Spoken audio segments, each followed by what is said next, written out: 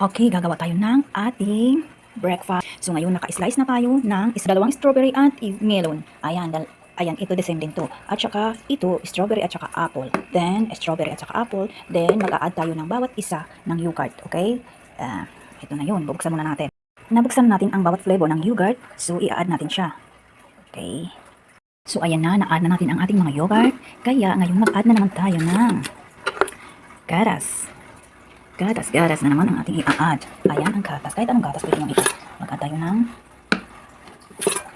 3 teaspoon. Okay? Hindi po na ang mga teaspoon na ginagamit ko kasi ayan ang add natin. Okay? Add natin ng 3 teaspoon para masarap siya. Ayan. Tapos ito din. 3 teaspoon din siya. Tapos yan din. Add din natin siya. Ayan. 3 teaspoon na. Okay, 3 teaspoon na siya. So ngayon dahil tapos na tayo ng 3 teaspoon, dali lang. Mag-add tayo ng tea seed. Tea seed. Ayan ang tea seed.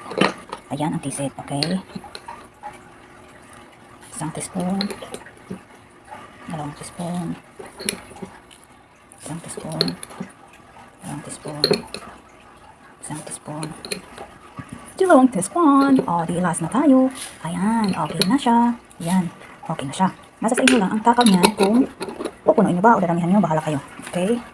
Ngayon, last one but not the least is a milk ang ilalagay natin sa ating breakfast kasi para mas masarap siya, o diba? Ayan. O, tapos i-overnight natin siya para magiging mas masarap ang ating kakainin for tomorrow. Ayan ang finished product natin. Tapos na siya para bukas. Ayan, tapos na siya talaga. As in, ang sarap talaga. Ayan yung mango flavor. At saka ito yung no flavor. At saka strawberry. Ayan na, tapos na ang ating flavor. Ilalagay na natin ito sa Ilaja for tomorrow para mas lalo siyang masarap. Thank you for watching. Hello yung mga karusi vlog. Ayan, gagawa na naman tayo ng ating tubig. Tubig natin na ang halo ay cucumber at tea seeds, orange, and lemon. Yan lang ang ating ginagawang tubig at mayroon din tayong gagawin ganito para tigain natin at ma-absorb talaga siya sa loob. Yan, ganyan. Tsaka natin siya lalagyan ng tubig, di ba? Talagang maganda talaga ang ating pangtay.